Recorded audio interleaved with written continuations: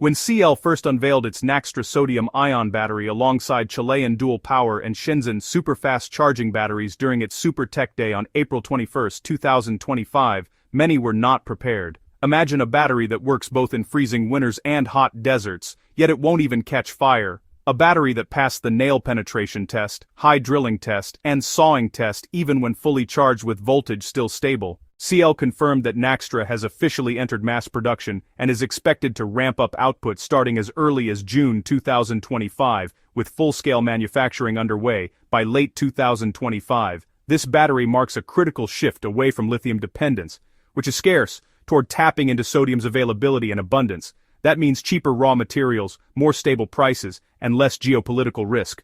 In fact, in their recent YouTube video, CL claimed Naxtra passenger EV cells could reach 175 watt-hours per kilogram with approximately 10,000 plus cycles capable of operating between -40 degrees Celsius and +70 degrees Celsius, and delivering a 500-kilometer range. Experts believe that with CL's entry, the sodium-ion market could grow to over $1.5 billion by 2030. To put this in perspective, global EV sales in 2024 alone were worth over $500 billion, and they're expected to double by 2030. If sodium-ion technology captures even a fraction of that, say 5 to 10%, we're not talking $1.5 billion anymore. We're talking tens of billions. That's the kind of jump CL could trigger if it convinces automakers to switch from lithium to sodium at scale. So, just how safe is CL's Naxtra? Well, from what was demonstrated in their YouTube video, it's honestly very safe. Their engineers actually ran the battery through some pretty extreme safety tests. They even performed a multi-axis continuous crush test, attacking it from multiple directions. A semi-cylindrical crush plate with a 75mm radius was used, pressing down along the x-axis until it deformed by about 30%. Then, they repeated the test on the z-axis with 15% deformation, and on the y-axis with another 30%. Yet, even after all this crushing, the fully charged battery remains stable. You know, it's one thing to design a battery that performs well in ideal lab conditions, but it's another thing entirely to make one that can take this kind of abuse and still remain safe, with no explosion.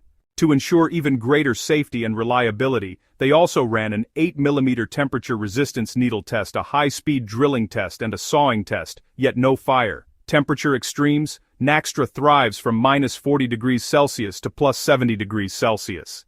Even at -40 degrees and just 10% charge, it can still deliver 90% of its usable power.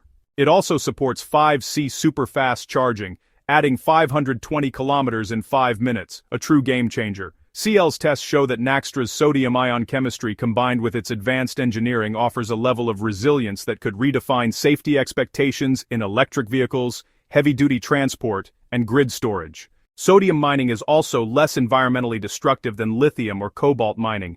Recycling sodium is easier and cheaper, making sodium-ion technology greener across its life cycle. CL can even source sodium from seawater and mineral deposits like soda ash both locally and globally. The best part is there's a massive reduction in carbon footprint compared to lithium-ion EVs. Should the EV market brace for impact? Definitely. This will disrupt the balance because CL's 10,000-plus cycle performance means that if used daily, a pack could theoretically last over 25 years, far beyond the typical 8 to 12-year EV lifespan. The notable part is the 5C rate, equal to 520 kilometers in 5 minutes, is not just faster than Tesla's superchargers, it's about 8 times quicker than most current mainstream EVs. At this rate, it could completely rewrite winter EV ownership, since most lithium-ion EVs lose 20 to 40% range in freezing conditions. CL's Naxtra reportedly keeps 90% usable power at -40 degrees Celsius. If Naxtra succeeds, it means more electric vehicles on the road as it addresses key concerns, charging speed cost, and range. Aside from electric vehicles, Naxtra is also ideal for energy storage. CL is developing Naxtra batteries for heavy-duty trucks, which could cut cost compared to lead-acid batteries, and because Naxtra's long cycle life and safety make it perfect for stationary energy storage, it could quietly dominate the grid market, just as LFP did in China. Who else is in the game? Faradion is pioneering non-aqueous sodium-ion tech backed by Reliance Industries focusing on mobility and grid storage. Tiamat has fast-charging high-power batteries that charge in 5 minutes, and they've received $30 million for a 5 gigawatt-hours factory by 2029.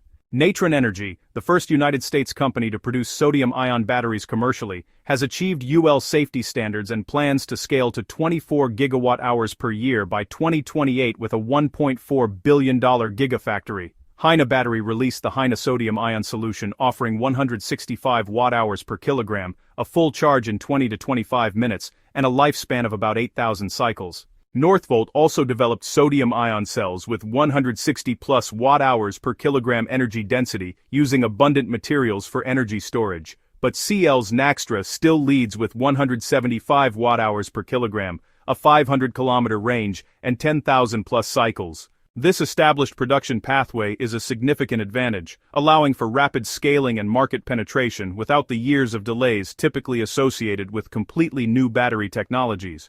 The potential applications extend far beyond passenger vehicles. For heavy-duty commercial transport, such as buses and trucks, where weight and ultra-long range are slightly less critical than reliability, cost, and charging speed, Naxtra's profile is exceptionally well-suited.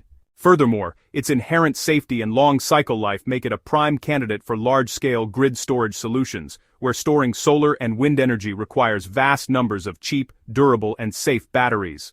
The broader adoption of sodium-ion technology could also lead to a more decentralized and resilient supply chain. Since sodium sources are widespread and not concentrated in a few geopolitically sensitive regions, battery manufacturing could become more localized, reducing transportation costs and supply chain vulnerabilities.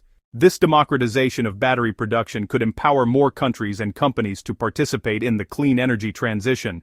While challenges remain, including the need for independent verification and continuous improvement in energy density, CATL's Naxtra represents a tangible and production-ready step towards a more sustainable, secure, and accessible electrified future. Its success will be measured not just by its technical specifications, but by its ability to catalyze a broader industry shift and bring affordable, safe electrification to a global market. While CATL's Naxtra battery has earned praise for surviving crush nail penetration and drilling tests without explosion, some remain skeptical. The concern is that all these tests were conducted by CATL itself. Critics argue that third-party verification is needed before accepting the claims. They also question what happens under overcharging, since that's often the cause of electric vehicle fires. In many fire cases, thermal runaway has been triggered not by physical damage, but by faults in charging systems, leading to excessive voltage or heat. Skeptics note that CATL hasn't yet shown public footage of deliberate overcharging tests. They want to see whether Naxtra's sodium-ion chemistry can truly remain stable under those conditions. They also suggest CATL should perform short-circuit tests between cells in larger packs, not just single cells. In real electric vehicle battery packs, short circuits between cells, or bus bars, can cause cascading heat and failure. So, CATL still has more work to do, particularly in demonstrating what happens when a multi-cell pack is shorted. Yes, Naxtra is strong for sodium-ion technology, but it still offers lower energy density than the best lithium-ion or future solid-state cells, which might limit ultra-long-range electric vehicles. Will CATL's Naxtra be another solid-state battery hype? No. Naxtra is less likely to fall into that category.